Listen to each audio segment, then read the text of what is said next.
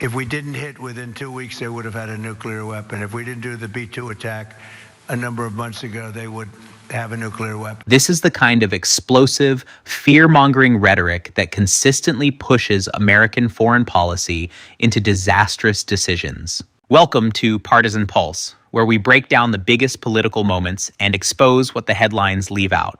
The idea that a single strike or a specific narrow time frame is the only thing preventing a nuclear weapon is not just an oversimplification. It's a deliberate manipulation designed to force an agenda. It's a classic transparent tactic.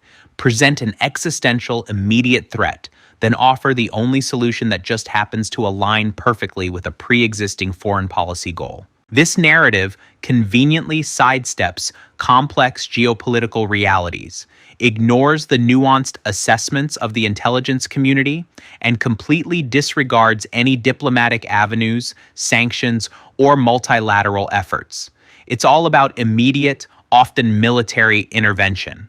When you hear claims this absolute, this urgent, this devoid of alternative solutions, it's rarely about protecting America's core interests. Instead, it's about leveraging American power, our resources, and our soldiers for someone else's benefit. We need to be critical of these declarations from the very first word. Why do they like to get dog-walked by a foreign leader? And I think we might have our answer. This isn't just a rhetorical question. It cuts directly to the core of American sovereignty and our national dignity. The very notion that a US president, the supposed leader of the free world, is being dog-walked or dictated to by a foreign leader is not only deeply troubling, but frankly, humiliating on the world stage. When the discussion moves into allegations of bribery, blackmail, or even direct espionage on a sitting administration, we are no longer talking about standard diplomatic relations. This is something far more sinister, a direct threat to our national integrity.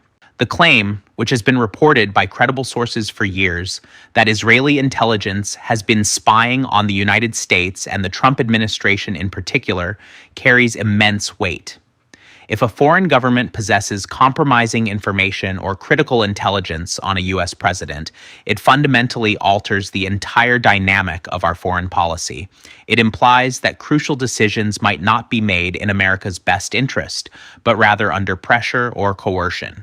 That is a profound breach of trust with the American people, and it compels us to question what other hidden influences are truly shaping our nation's direction. We've lost billions of dollars already. We've lost at least 6 soldiers, if not more.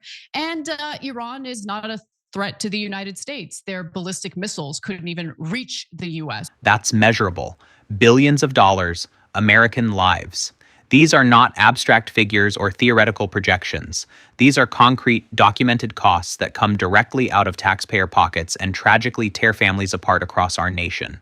To then immediately hear the assertion that Iran is not a threat to the United States and that their ballistic missiles couldn't even reach the US creates a jarring, undeniable contradiction.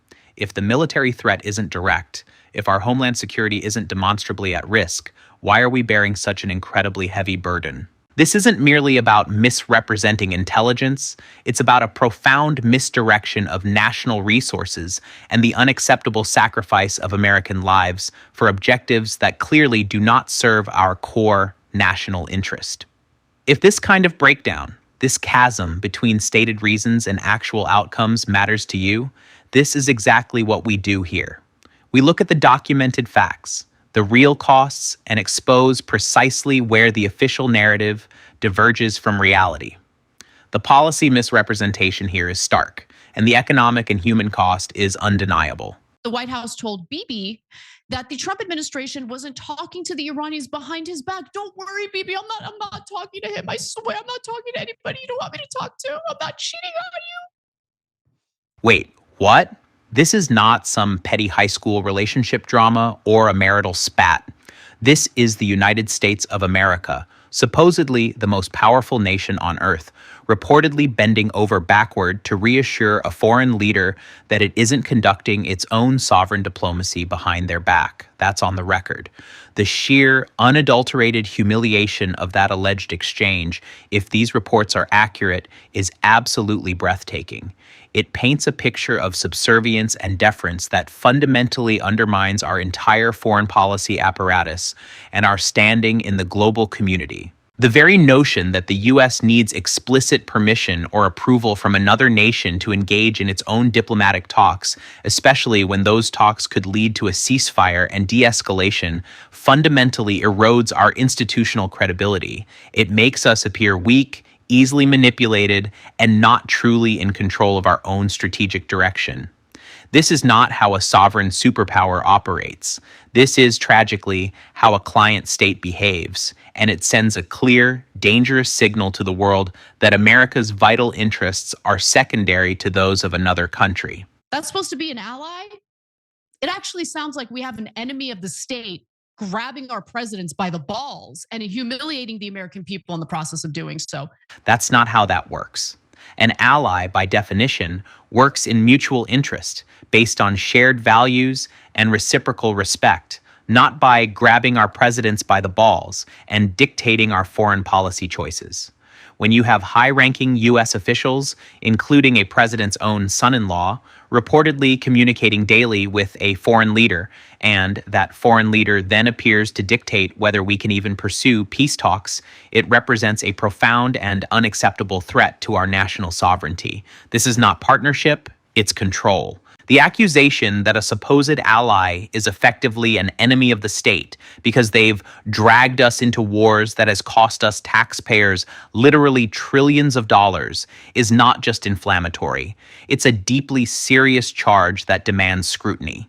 It raises fundamental, uncomfortable questions about who truly benefits from these endless conflicts and why American leaders consistently prioritize foreign agendas over the well-being, financial security, and national security of their own citizens. The national stakes here are absolutely immense.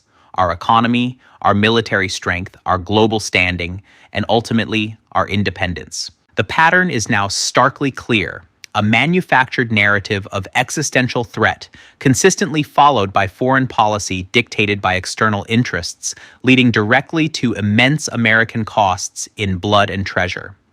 If we are to remain a truly sovereign nation, our foreign policy must unequivocally serve American interests first, not be held hostage by alleged blackmail, espionage, or the demands of any foreign power. Accountability begins with recognizing these deeply troubling dynamics.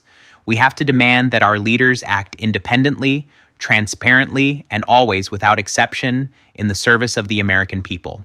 If everything is winning, the numbers should confirm it. And right now, the numbers tell a very different story. Hit subscribe to keep getting the unvarnished truth.